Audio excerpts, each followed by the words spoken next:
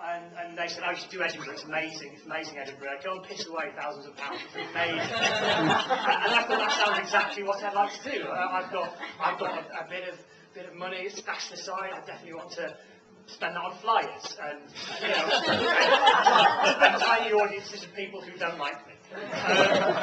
So I started writing a show, and this show was going to be called Stories About Love. Because I'm a big fan of like a show title that's kind of the Ron-Seal approach. I don't like to mess around with any sort of ambiguity. And it was going to be stories about love. And it's fair to say that I hit somewhat of a wall. And not kind of a nice wall, not a wall made of puppies, joy and marshmallows. Kind of a bad wall. A wall made of misery, despair and foreboding. Which is not what you want when you're writing a show. Just to show you how the show was going, this was a tweet. This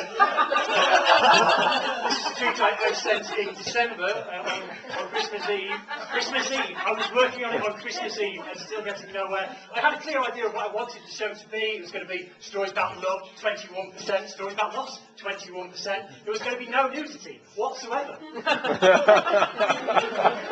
There was going to be 5% of unnecessary projection, something I like to carry across. And there were going to be 5% knob jokes. I had to completely kill that. Instead, what happened was this. How I spent my time, 10% writing shows and 90% creating pie charts. Which is unfortunate in the writing of shows process. So I started thinking, well, maybe this show just isn't going to work. You know, because sometimes you start having an idea, you think this idea is amazing, and then you have a point where you go, no, it's actually shit. There's genuinely no redeeming features. I mean, I've been through every angle, and literally there's nothing to like. So I started thinking, well, a lot of people say, write about what you know. So I thought, well, maybe I should do that. I should write about what I know so that I can then communicate that to people who feel like they get an insight into me as a person. So I thought about, well, what do I do? I thought, well, I recently started making bread. Right. So I thought, well, maybe a good show title would be Dry, Dense and Mostly Inedible. A show about bread. I thought people would be able to relate to that. There's all these kind of great British bake-off fans who'll be coming in going, oh, I can see a bread show. And I'll be like, that's horrible. I can maybe give out samples at the end and it'd be a wild success. I thought, well, maybe that's not going to work. And then I thought about other things I'm really into Excel. Any other Excel fans in? Yes! Oh! Afterwards we'll have a conversation about pivot tables. We'll go wild. So I thought, well, maybe Excel at life. Exactly the sort of show. A groan from the corner. The obvious pun, I'm sorry. I thought that could be a show about pivot tables, graphs and sexual frustration. What's it? There's anything that goes with pivot tables, it's sexual frustration. Then I thought about my burgeoning career as a failed comedian. And I thought, well, maybe. Possibly a bit too ready to laugh at that bit. that section is where we were hoping for a, oh, really? Oh. Now it just sounds like you're taking the piss of me. So I thought on that, the failed comedian, which is just a show about me. But I realised that none of these show ideas were particularly working, and I didn't really feel connected to any of them, and clearly all three of those were terrible. And then I thought, well, there's got to be something happening in the next year that's of interest, something even slightly engaging. And it turns out there was something slightly engaging. There's an election. If you don't know if you've heard, it's going to be happening this year, and it's being fought between various people. So there's Labour, Edmund down there showing the prostate exam he's going to give to got David Cameron, he's at the front. Who genuinely thought at the last election he'd get into power? Because I thought he's far too smarmy, we'll all see through it, and here he is. And then of course there's Nick Clegg, the man who himself thought he'd never get into power. I've always wondered what his first day must be like, just kind of walk in and go, well, I have no fucking idea. There's of course the Green Party. I was showing this to a friend the other night, and they said, I've noticed you've not put a party leader with the Green Party, and that's because I don't know who they are. As does 90% of the country, I suspect. I could have researched it, but wrote this last night. So, let's be honest, research not a strong point. And of course, there's the party of smoking, drinking, and closet racism. Yes, and that, yeah, give it to them. And I thought politics, that seems like quite an interesting area to start addressing. You know, because it seems to be in our national psyche. You know, it's not particularly going well. Trusting politicians is at an all-time low. I quite like this. Only 13% of people trust politicians to tell the truth, something which you'd hope politicians would be able to do. There's also this element of sleaze. UKIP are the sleaziest and most disreputable party in the country. 63% branded them sleazy and disreputable, compared to 44% of the Conservatives, which I thought admittedly was low, and 33% for Labour. Obviously didn't put the Lib Dems in because you don't want to get something in the high 90s that takes the shine off UKIP. And what I found really interesting was UKIP's sleaze rating was up, as if it's like a sleaze graph. Every month they're going, oh, how sleazy are they? They've got more sleazy. And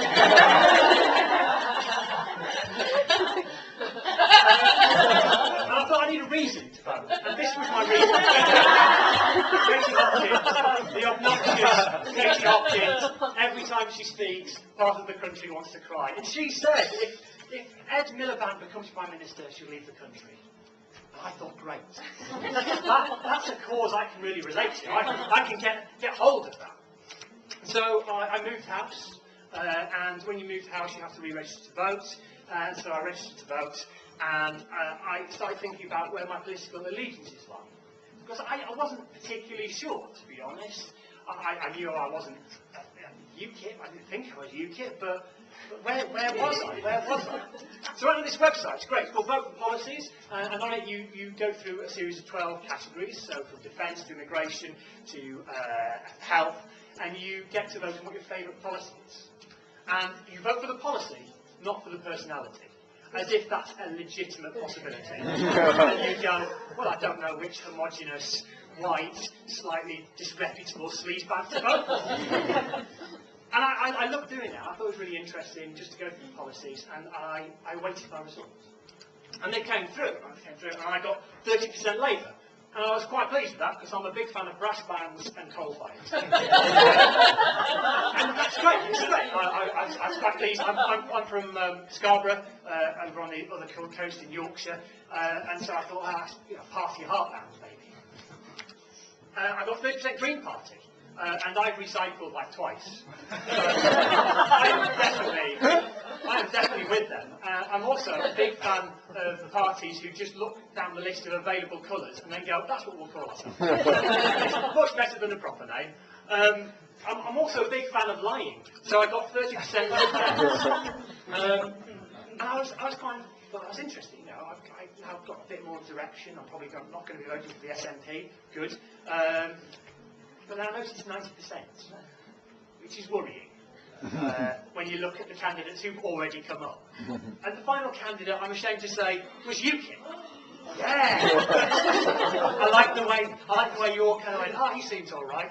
He's got glasses and a jumper, and he's probably not a racist. You're looking at me now with, you're thinking, oh, he's definitely going to blame, you know, homosexuality for the weather or something like that. I'm not. And of course I did the natural thing that all people do when confronted by adversity. I turned to Facebook. I went on Facebook and I got this question. I did one of those surveys, it turns out I'm 10% UKIP. What does this mean for my life now? And two people like that. They didn't comment. So instantly I'm feeling a bit more reassured that there's other people with that issue. I thought this, it's okay, just watch Avenue Q. Everyone's a little bit racist. Now, a lot of my friends are in theatre, I have to explain. So if you didn't get that theatrical joke, then don't worry about it, it's okay. I thought, well, okay, that's sounding nice, one person liked that. Then I got Vote UKIP, quite a militant friend who's now been deleted. If you ever want to find out who you need to delete on your Facebook, type in fans of Top Loader or people who or just thought, what do you think of UKIP? And anybody says Vote UKIP, just delete. It's a lot easier. I got, it means Scarborough likes you 10% more than yesterday. Apparently, Scarborough a bit more racist than I remember in my rose-tinted youth. I got me to 90% A-OK. I quite like the A-OK bit, that's quite nice. And 10% not. Which in many ways is good. It means that I've been pushing and hiding this 10% of inherent evil for quite a long time and nearly getting by on the other 90%.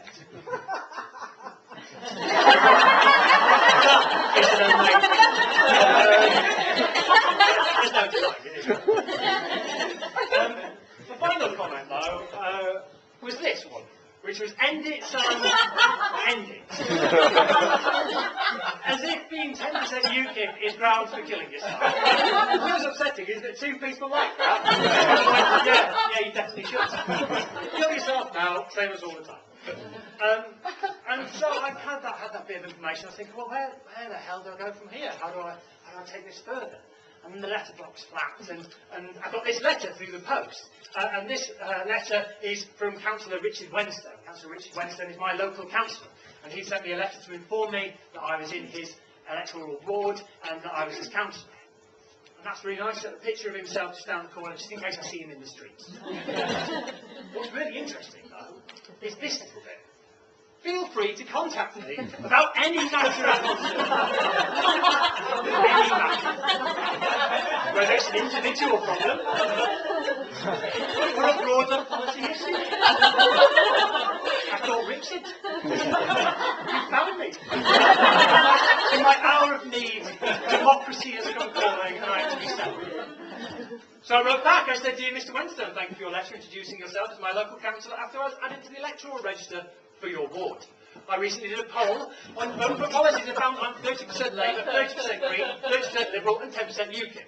Obviously I'm a little worried about that final 10%, as I thought I was a nice person. Anyway, I'm writing a theatre show about it now and wondered how you chose your political allegiance. I thought if I asked a few people might help me narrow down my voting decisions a little bit. Best wishes, Sam Freeman, constituent. I like the it had a certain formality, you know, I was engaging with the political process. And I thought, well, he's a councillor, he's going to be dead busy. He'll be doing council things, he'll be strolling somewhere, or, you know, closing something or opening something else. He's not going to be able to reply. And if he is going to be able to reply, he's not going to be able to reply in 64 minutes. So Richard Wenstone replied in 64 minutes. And what I liked is the fact he wanted to be notified. I clearly wanted to. I was clearly engaging with this. He said, hi Sam, thanks for getting in touch. Before I reply to your interesting query, I'm interesting. Could you please clarify whether you mean how did I choose my political allegiance, or how should you or people in general choose? I thought that's lovely. I thought, great, we're friends. He's now signing it Richard. None of this councillor constituents nonsense. We're now friends. So I shot him back an email, hi Richard, thanks for the really swift reply. I think I mean, how did you choose? But I'm really interested to know both. Warmest wishes.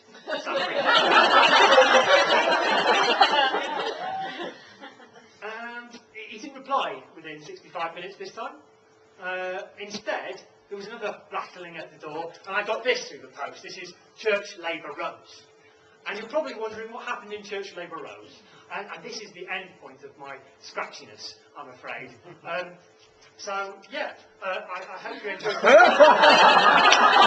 I hope you enjoyed that really brief opening of what I started working on largely last night.